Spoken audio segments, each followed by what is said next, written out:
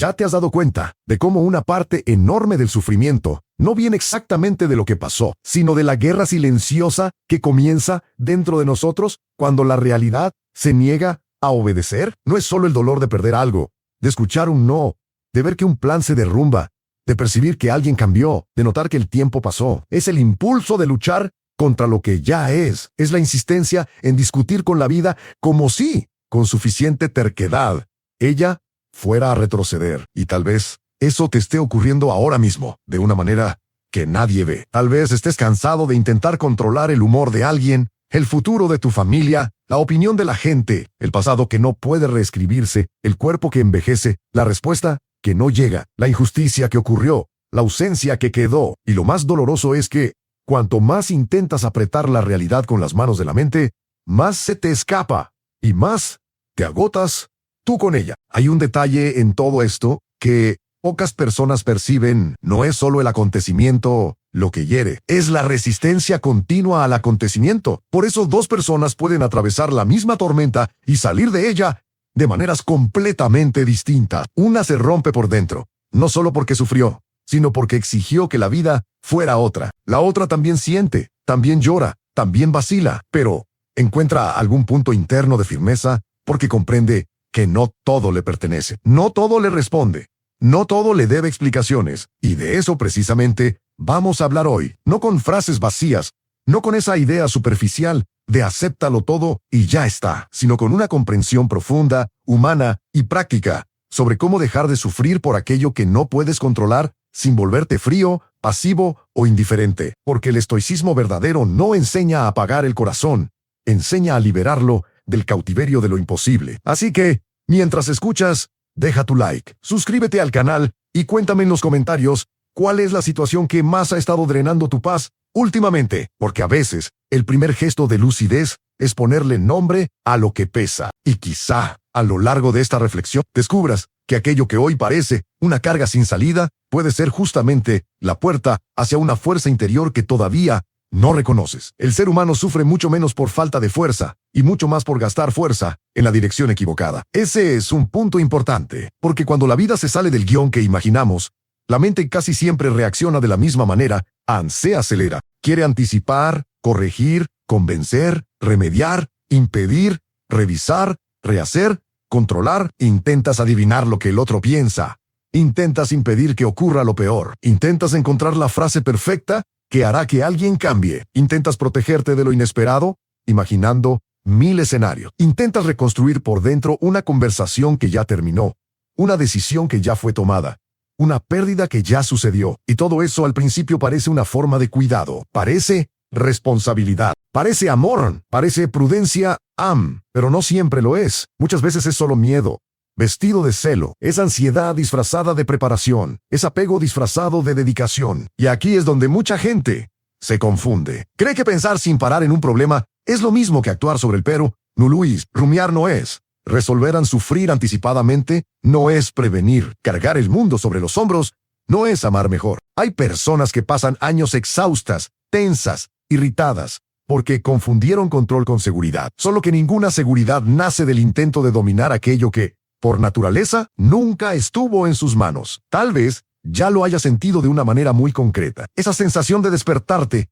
y antes incluso de poner los pies en el suelo, tener la mente ya en batalla. Piensas en algo que puede salir mal, en alguien que quizá te decepcione, en un now cuenta, en un examen, en una conversación difícil, en un hijo, en una relación desgastada, en un futuro que parece amenazante. Y el cuerpo obedece al miedo de la mente. El pecho se aprieta, el estómago se vuelve pesado, la respiración se acorta, el rostro se endurece. El día ni siquiera ha empezado y tú ya estás cansado. Y entonces, sin darte cuenta, pasas a vivir no la vida real, sino la vida imaginada. No el hecho presente, sino las interpretaciones sobre lo que quizá ocurra. Eso roba una cantidad absurda de energía, roba el sabor de las pequeñas cosas, roba la presencia, roba incluso la capacidad de discernir, porque una mente obsesionada con controlar lo incontrolable pierde contacto con aquello que realmente puede hacer ahora. Los estoicos percibieron esto con una claridad casi desconcertante. Entendieron que la libertad interior comienza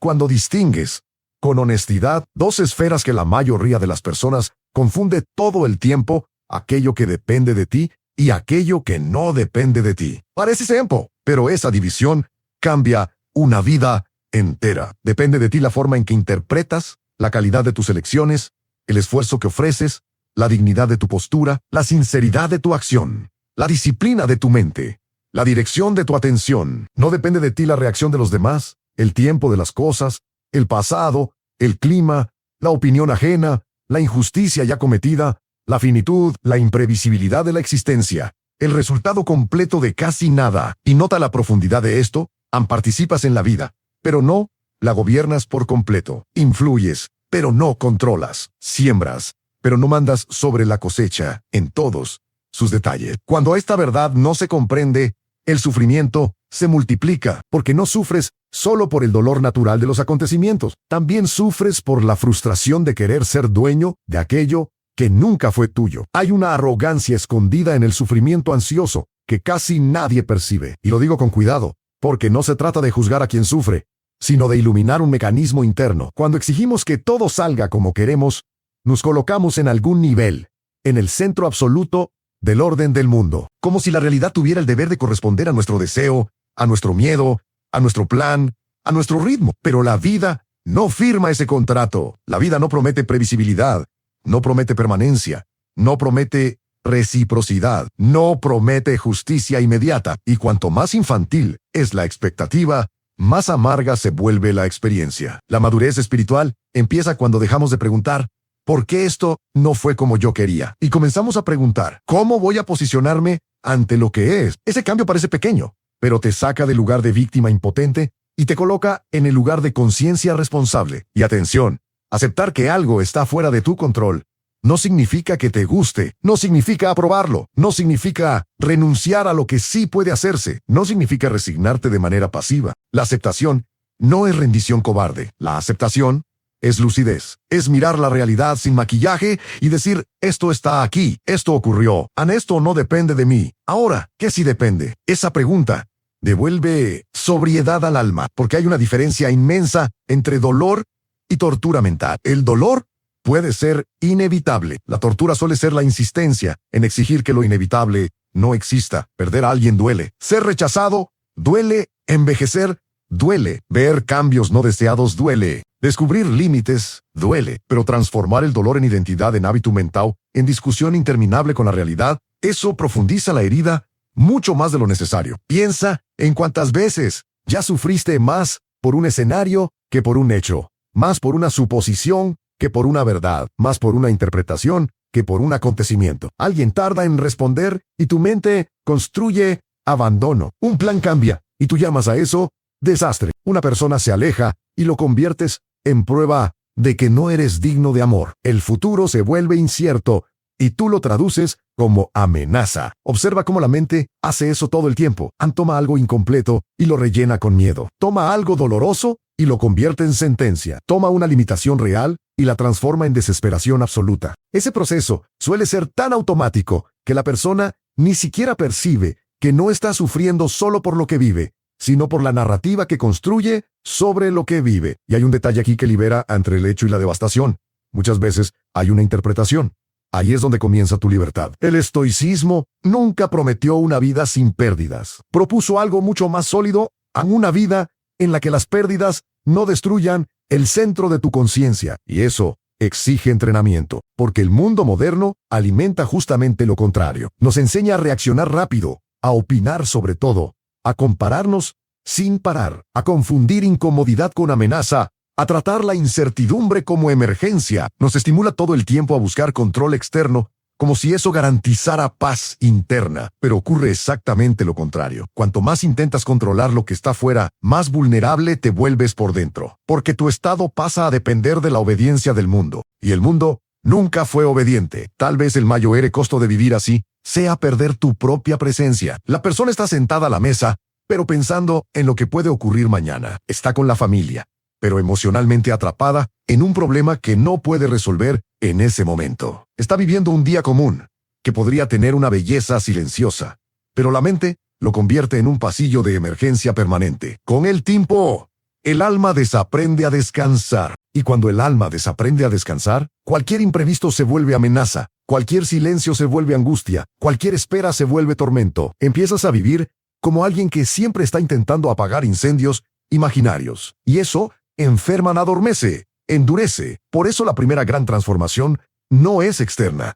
Es una decisión íntima, la decisión de dejar de sostener una guerra inútil contra aquello que no responde a tu voluntad. Puede parecer poco, pero no lo es, porque mientras insistes en controlar lo incontrolable, tu energía queda secuestrada. Y la energía secuestrada no se convierte en claridad, no se convierte en presencia, no se convierte en valentía, no se convierte en sabiduría, se convierte en tensión, irritación, agotamiento, resentimiento. Hay personas buenas, inteligentes, sensibles, que están permanentemente cansadas, no porque la vida les haya pedido demasiado, sino porque ellas mismas asumieron internamente tareas imposibles al garantizar que nadie las rechace, garantizar que nada salga mal, garantizar que el futuro sea seguro, garantizar que serán comprendidas, garantizar que todo tenga sentido inmediatamente. Esa es una carga que ningún ser humano puede llevar sin quebrarse. Entonces tal vez la pregunta correcta no sea ¿cómo hago para controlar más?, sino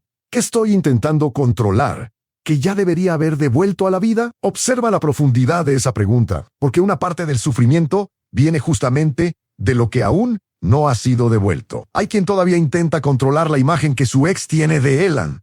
Hay quien todavía intenta controlar el reconocimiento de los hijos. Hay quien todavía intenta controlar el recuerdo de un pasado humillante. Hay quien todavía intenta controlar el ritmo de su propio envejecimiento. Hay quien todavía intenta controlar el dolor del duelo, como si sentir tristeza fuera fracasar. Hay quien todavía intenta controlar la fe, la sanación, la respuesta, el tiempo. Pero la vida pide una especie de soltura interior. No indiferencia en soltura, como quien sostiene algo sin apretarlo, hasta destruirlo, como quien participa sin querer dominar, como quien ama sin convertir el amor en posesión. Esto vale especialmente para las personas que fueron entrenadas para ser demasiado fuertes. Personas que desde muy temprano tuvieron que anticipar problemas, sostener la casa, cuidar de los demás, evitar conflictos, pensar en todo, preverlo todo. En algún momento, ese patrón parece virtud, y muchas veces fue necesario, pero lo que un día fue mecanismo de supervivencia, puede volverse prisión emocional. Te acostumbras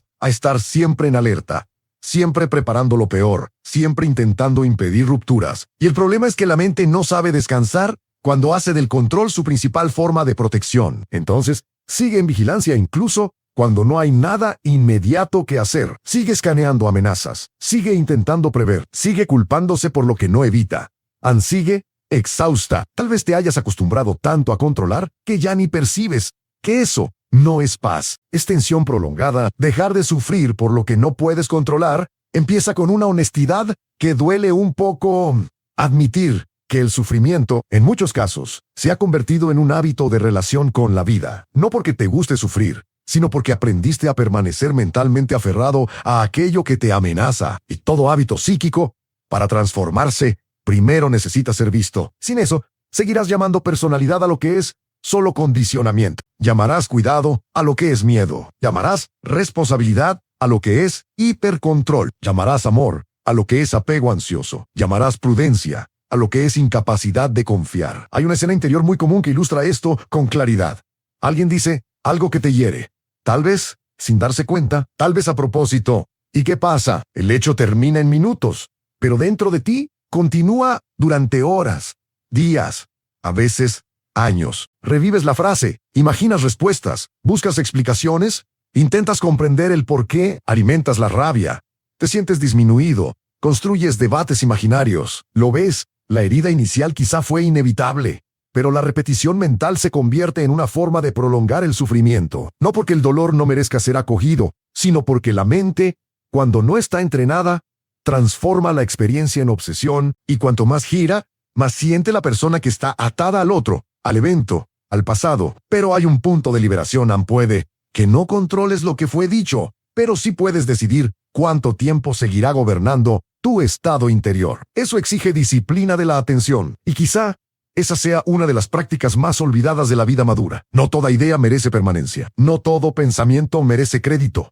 No toda emoción merece mando. Hay pensamientos que son solo ruido nervioso. Hay miedos que son solo ecos antiguos. Hay escenarios que no piden solución, solo observación. Cuando no sabes filtrar tu propia mente, te conviertes en rehén de ella. Le crees a todo lo que piensas, y quien le cree a todo lo que piensa, sufre mucho, porque la mente, cuando está tomada por el miedo, es una pésima narradora de la realidad. Exagera, absolutiza, dramatiza, simplifica, anticipa tragedias, inventa certezas negativas. Por eso, un paso decisivo es aprender a decir internamente: este pensamiento existe, pero no necesariamente es verdad. Este miedo apareció, pero no tiene por qué dirigir mi vida. Esta preocupación está aquí, pero no es una orden. Tal vez esto te parezca abstracto, así que bajémoslo al suelo de la vida. Imagina que estás esperando un resultado importante. No controlas cuándo llegará ni cuál será. ¿Qué ocurre normalmente? La mente empieza a producir sufrimiento antes de tiempo, y la persona vive varias derrotas internas sin que ninguna haya ocurrido de verdad. Pierde el apetito, el sueño, la presencia. Pero, ¿cuál sería la postura más sabia? No negar la importancia de la situación, ni fingir despreocupación, sino preguntarse: ¿qué puedo hacer de manera concreta ahora? Si hay algo, hazlo. Si no lo hay, vuelve al presente, porque seguir masticando mentalmente aquello que no puede ser cambiado en ese instante no es preparación, es autolesión psíquica. Y esto vale para muchas situaciones. A la respuesta de alguien, la decisión de un hijo adulto, la reacción de un cliente, el recuerdo de una traición, un proceso que está en marcha, un diagnóstico que todavía no llegó. En todos esos escenarios existe el campo de la acción y el campo de la obsesión. Confundir ambos genera sufrimiento innecesario. Otra trampa común es querer controlar al otro en nombre del amor. ¿Cuántas relaciones se enferman porque una persona no soporta que la otra tenga voluntad propia, tiempo propio, proceso propio, silencio propio? La ansiedad intenta administrar el alma ajena. Quiere garantizar fidelidad, sintonía, reciprocidad, gratitud, permanencia. Pero el otro siempre será un territorio parcialmente desconocido. Incluso en las relaciones más íntimas, hay una parte de la vida del otro que no te pertenece. Y cuando esa verdad no se acepta, el vínculo se convierte en vigilancia, miedo y desgaste. Amar a alguien no te da poder sobre sus sentimientos. Cuidar de alguien no garantiza que esa persona vaya a tomar decisiones sensatas. Dar lo mejor de ti no obliga a nadie a reconocerlo. Hay un dolor adulto en comprender ese límite, pero también hay una paz profunda, porque cuando dejas de intentar gobernar el corazón y la conciencia de los demás, queda espacio para vivir relaciones más honestas, menos posesivas y menos desesperadas. Esto también vale para la opinión ajena, una de las tiranías más silenciosas de la vida. Mucha gente sufre todo el tiempo intentando controlar cómo será percibida. Quiere ser bien interpretada por todos, admirada, comprendida, validada, aprobada, pero ese es un proyecto imposible. Puedes ser correcto y aún así ser mal interpretado. Puedes actuar con amor y aún así ser criticado. Puedes decir la verdad y aún así incomodar. Puedes dar lo mejor de ti y aún así no ser suficiente para ciertas expectativas. Quien depende demasiado de la aprobación vive emocionalmente en manos de desconocidos, familiares, colegas, audiencias.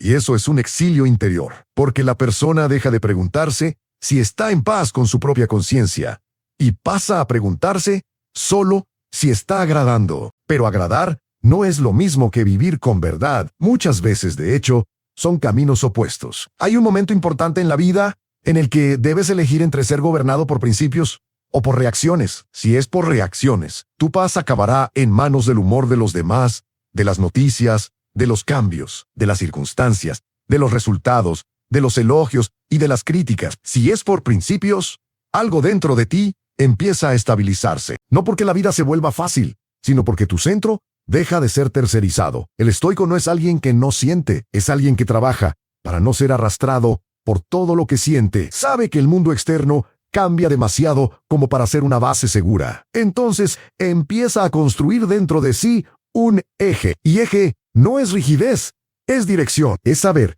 quién quieres ser incluso cuando las circunstancias no colaboran. Es saber dónde termina tu responsabilidad. Es saber decir: no controlo esto, pero sí controlo la forma en que participo en esto. Y hay un punto todavía más delicado: el pasado. Pocas cosas aprisionan tanto como intentar controlar lo que ya ocurrió. A veces no lo llamas control, lo llamas culpa, remordimiento, arrepentimiento, análisis, necesidad de entender. Pero detrás de mucho sufrimiento con el pasado, existe la misma estructura, en la negativa a aceptar que eso ya está fuera de alcance. La mente vuelve porque quiere deshacer, quiere reescribir, quiere haber sido otra persona, quiere haberlo visto antes, quiere haber elegido mejor, pero la vida solo puede vivirse hacia adelante. Eso no elimina la importancia de aprender de los errores. Aprender es esencial. Reparar, cuando es posible, también. Pero hay una línea invisible entre el aprendizaje y el castigo interminable. Y muchas personas ya aprendieron lo que tenían que aprender, pero siguen castigándose porque creen que el sufrimiento prolongado es una forma de compensación moral. No lo es, en muchos casos. Es solo incapacidad de reconciliarse con su propia humanidad limitada. Tú no tenías, en el pasado, la conciencia que tienes hoy. No tenías la misma madurez, la misma experiencia, la misma lucidez. Eso no absuelve todo automáticamente, pero sí lo contextualiza. Te equivocaste, como los seres humanos se equivocan viendo poco, entendiendo poco, reaccionando con los recursos que tenían. En algún punto, seguir odiándote ya no mejora a nadie. No devuelve el tiempo, no sana a quien fue herido. No corrige el hecho, solo te mantiene encadenado a una imagen congelada de ti mismo. Y quizá una de las liberaciones más profundas sea esta en reconocer la responsabilidad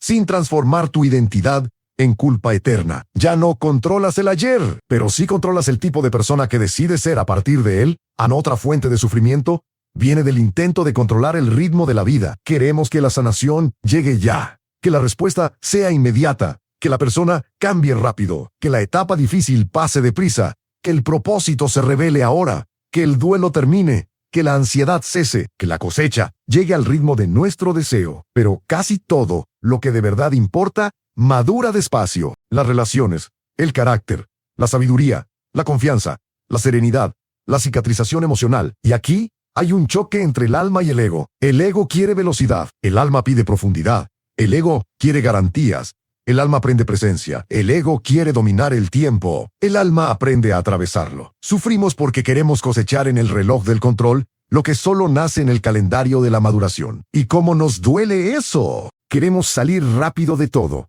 comprenderlo todo rápido, resolverlo todo rápido. Pero hay estaciones que no pueden acelerarse sin empobrecerse.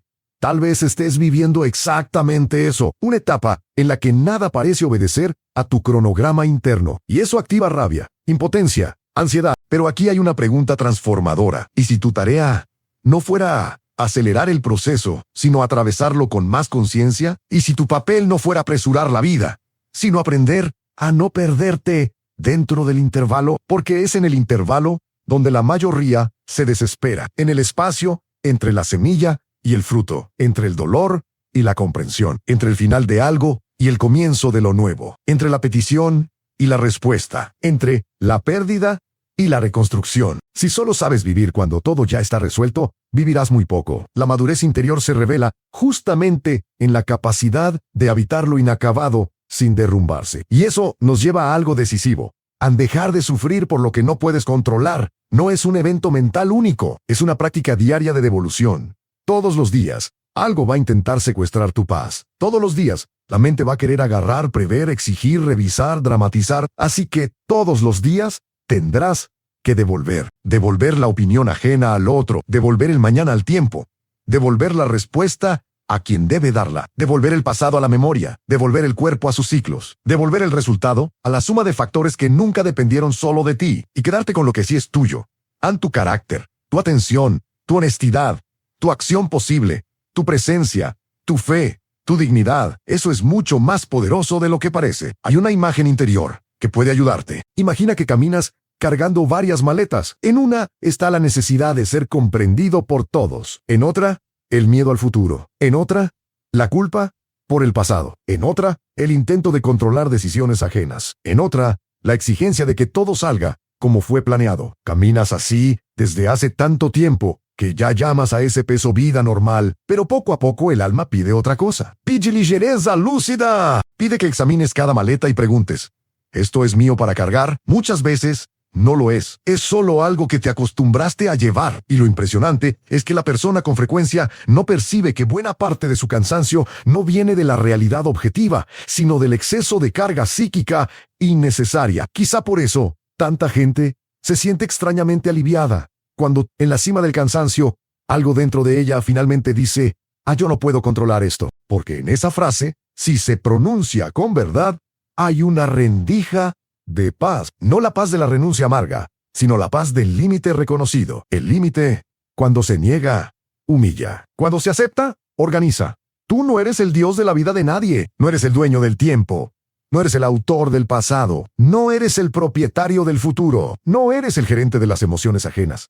No eres responsable de impedir todo sufrimiento. No estás obligado a preverlo todo. Esa verdad no te empequeñece, te humaniza. Y ser humanizado es mejor que vivir inflado por ilusiones de control que solo producen tensión y fracaso emocional. Ahora bien, hay un punto muy hermoso en todo esto. Cuando dejas de desperdiciar energía intentando controlar lo que no puedes, empieza a sobrar energía para lo que de verdad transforma. Sobra fuerza para cuidar mejor del cuerpo, para hablar con más claridad, para amar con más verdad, para descansar sin culpa, para trabajar con más presencia, para escuchar mejor, para decidir mejor, para orar con más sinceridad, para vivir el ahora sin tanta contaminación imaginaria. La vida no necesariamente se vuelve más fácil por fuera, pero sí se vuelve menos congestionada por dentro, y eso lo cambia todo, porque una mente menos congestionada ve mejor. Un corazón menos aferrado siente mejor. Un espíritu menos ansioso confía mejor. También hay algo profundamente espiritual en renunciar al control excesivo, porque, en el fondo,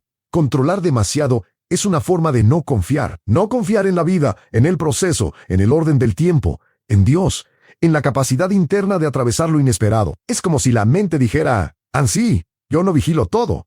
Todo se derrumba. Pero, ¿de verdad es así? ¿Cuántas veces la vida ya te sostuvo en escenarios que no sabías anticipar? ¿Cuántas veces descubriste fuerza solo después de necesitarla? ¿Cuántas veces algo que parecía final terminó siendo redirección? ¿Cuántas veces aquello que tanto temías no ocurrió, o ocurrió de un modo soportable, o te enseñó algo que no cabría en días fáciles? Eso no significa romantizar el sufrimiento. Significa reconocer que la obsesión por el control muchas veces esconde una subestimación de tu propia capacidad para atravesar lo real. Tal vez lo que falta no sea controlar mejor el mañana, sino confiar más en el tipo de presencia que puedes ofrecer cuando el mañana llegue. ¿Notas la diferencia? Una mente ansiosa quiere garantías por adelantado. Una mente madura desarrolla recursos internos para responder cuando sea necesario. Ese es un cambio gigantesco, porque dejas de vivir intentando blindar la existencia y empiezas a vivir fortaleciendo la conciencia. No es lo mismo. Blindar es imposible.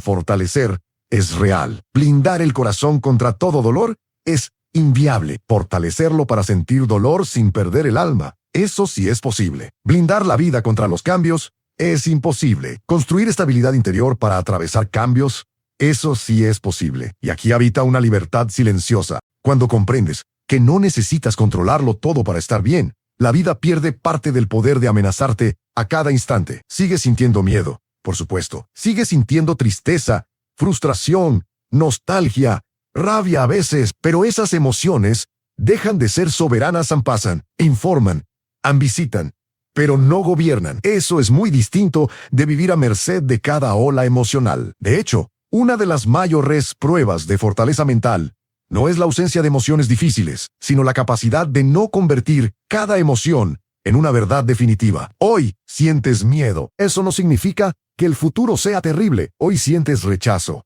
Eso no significa que no tengas valor. Hoy sientes incertidumbre. Eso no significa que estés perdido para siempre. La emoción es clima interno, no destino. Existe todavía otro engaño en pensar que si dejas de preocuparte tanto, te volverás irresponsable. Muchas personas mantienen la preocupación crónica porque creen que es el precio de la seriedad, como si relajarse un poco fuera negligencia, como si soltar el control fuera desamor. Pero esa lógica es cruel. Convierte la tensión en virtud. Solo que la preocupación excesiva no mejora el discernimiento. Muchas veces lo empeora. No produce más inteligencia. Produce saturación. No vuelve a alguien más preparado. Lo vuelve más drenado. Puede ser profundamente responsable sin ser mentalmente autodestructivo. Puedes cuidar sin asfixiar. Puedes interesarte sin consumirte.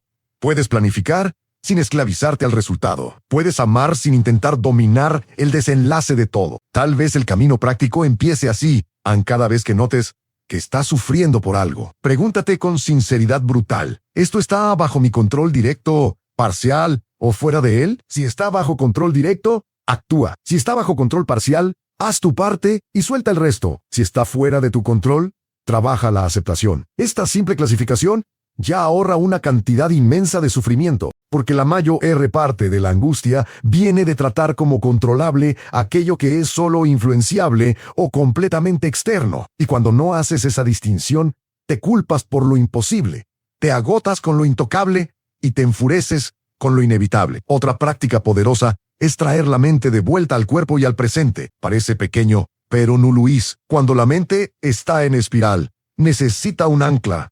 Sentir la respiración, percibir los pies en el suelo, mirar alrededor y nombrar lo que realmente está ocurriendo ahora. No lo que puede ocurrir, no lo que ocurrió ayer, sino lo que está ocurriendo en este instante. Muchas veces, el ahora es menos amenazante que el pensamiento sobre el ahora. El cuerpo ayuda a salir de la abstracción catastrófica. Recuerda que la vida real sucede aquí, no en las simulaciones de la mente. Un vaso de agua bebido, con atención, una caminata, unos minutos en silencio, una oración sin prisa, un cuaderno donde escribes aquello que estás intentando controlar y luego separas lo que realmente te corresponde. Estas cosas parecen demasiado simples para mentes acostumbradas al drama, pero justamente ellas devuelven el eje, y hay un gesto interior que puede cambiar días enteros al sustituir la pregunta: ¿cómo hago para que esto no ocurra? Por ¿cómo puedo atravesar esto con integridad? La primera pregunta, muchas veces, nace del pánico ante lo incontrolable. La segunda nace de la sabiduría, porque incluso cuando no puedes evitar una situación,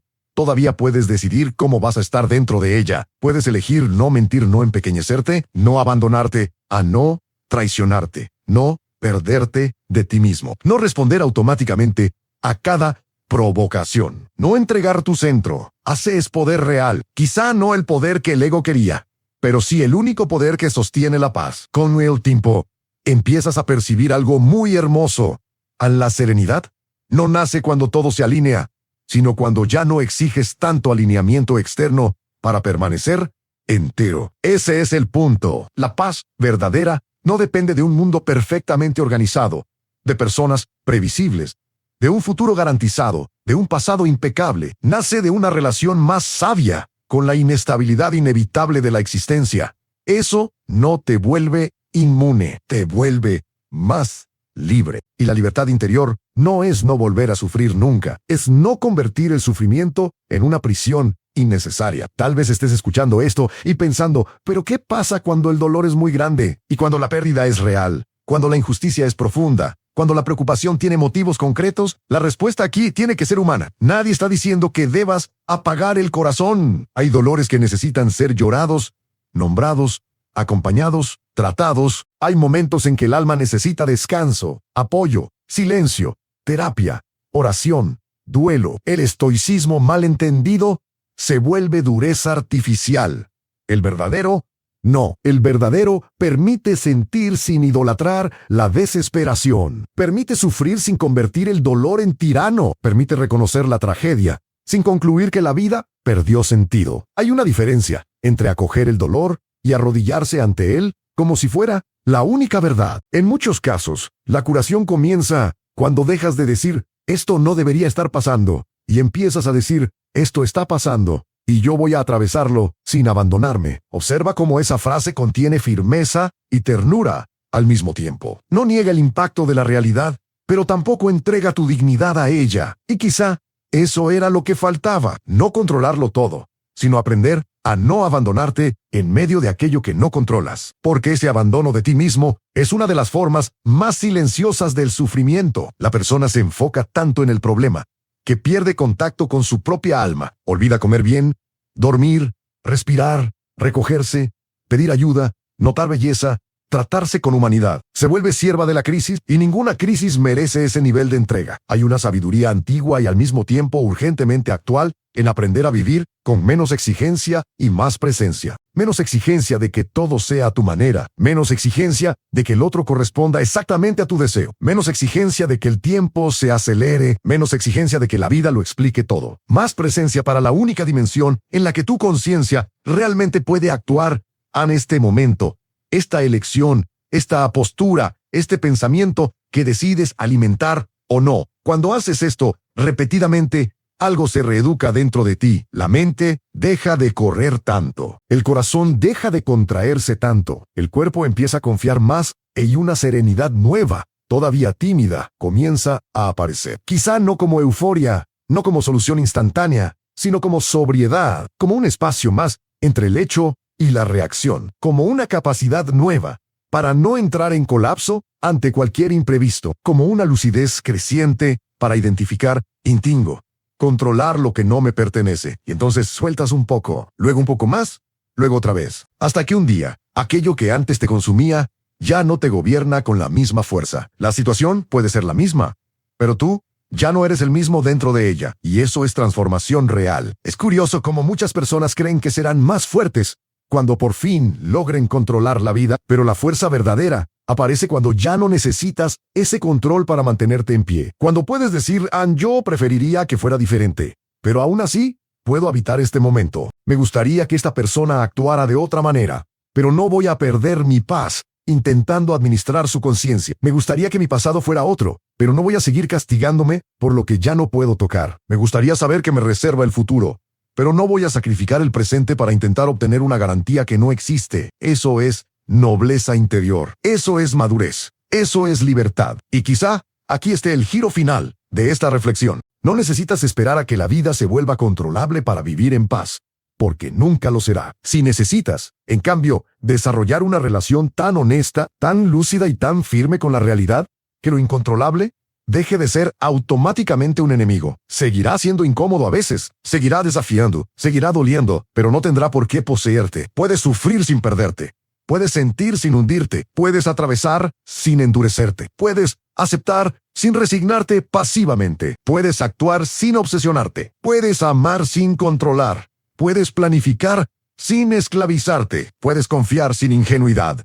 Puedes vivir, así que la próxima vez que tu mente empiece a apretar aquello que no responde a tu voluntad, detente por un instante y pregúntate, ¿esto realmente me pertenece? ¿Esto realmente me corresponde? ¿Qué, en esta situación, es mío para cultivar y que necesito devolver a la vida? Tal vez esa simple honestidad te ahorre un sufrimiento entero. Tal vez abra un espacio de aire donde antes solo había tensión. Tal vez te recuerde algo que llevabas mucho tiempo olvidando. La paz no nace de la posesión sobre todo, sino de la armonía con los propios límites. Y cuando por fin entiendes eso, dejas de luchar contra el océano y aprendes a navegar. Dejas de exigirle al tiempo lo que solo la madurez entrega. Dejas de implorarle al mundo garantías que nunca prometió. Y empiezas por fin a construir dentro de ti un lugar donde la realidad puede entrar sin destruirlo todo. Ese lugar es tu fortaleza. Ese lugar es tu conciencia bien entrenada. Ese lugar es la parte de ti que no depende de la obediencia del mundo